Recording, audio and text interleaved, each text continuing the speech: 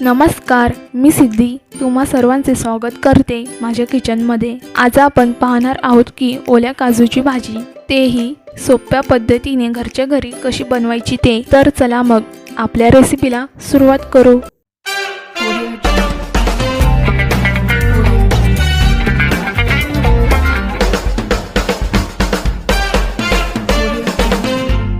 त्यासाठी इथे मी पाव किलो ओले काजू घेतले आहेत। सध्या काजूचं सीझन असल्यामुळे तुम्हाला हे काजू सहज उपलब्ध होतील। या काजूची सालं काढण्यासाठी मी इथे एका टोपामध्ये पाणी गरम करून घेते। पाणी थोडे गरम झाल्यावर आपण त्यामध्ये ओले काजू घालूयात।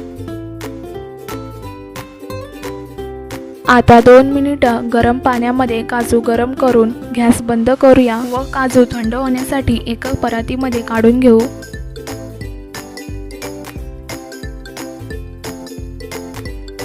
काजू थंड झाल्यावर मी इथे काजूची सालं काढून घेते। तुम्ही सुद्धा अशाच प्रकारे काजूची साले काढून घ्या। ओल्या काजूला डिंक असतो, तो डिंक काढण्यासाठी आपण इथे ओले काजू गरम पाण्यामध्ये टाकले होते। तर आता काजूची सालं काढून झाल्यानंतर मी इथे 1 वाटी मालवणी वाटप घेतले आहे। जर तुम्हाला या मालवणी वाटपाचा व्हिडिओ पाहायचा असेल तर इथे मी डिस्क्रिप्शन बॉक्समध्ये लिंक दिलेली आहे।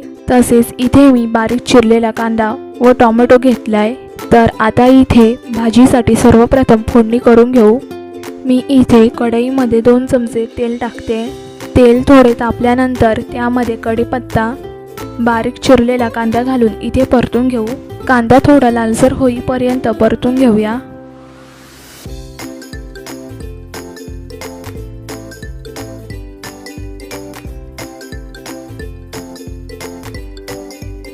आता यामध्ये थोडंसं हिंग, हळद, लाल तिखट, गरम मसाला टाकून फोडणी परतवून घेऊया। आता त्यामध्ये बारीक चिरलेला टोमॅटो घालू।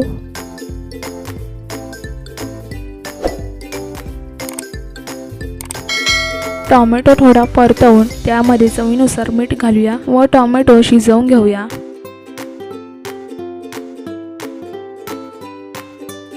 आता या मसाल्यांमध्ये इथे मी 1 वाटी मालवणी वाटप टाकते। मालवणी वाटप टाकल्यावर सर्व मसाल्यांमध्ये एकजीव करून घेते।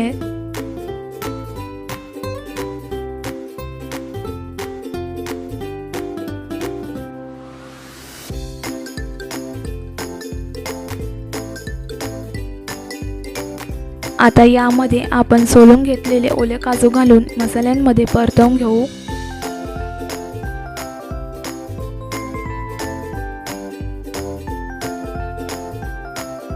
आता यामध्ये मी थोडेसे पाणी घालून घेते। जसे तुम्हाला भाजी जाड किंवा पातळ हवी असेल तसे तुम्ही इथे पाणी घालू शकता। आता सर्व एकजीव करून उकळी आणू देऊ। उकळी आल्यानंतर आता आपली भाजी मस्तपैकी शिजलेली आहे। तर आता गॅस बंद करूयात आणि ही भाजी एका प्लेटमध्ये काढूयात।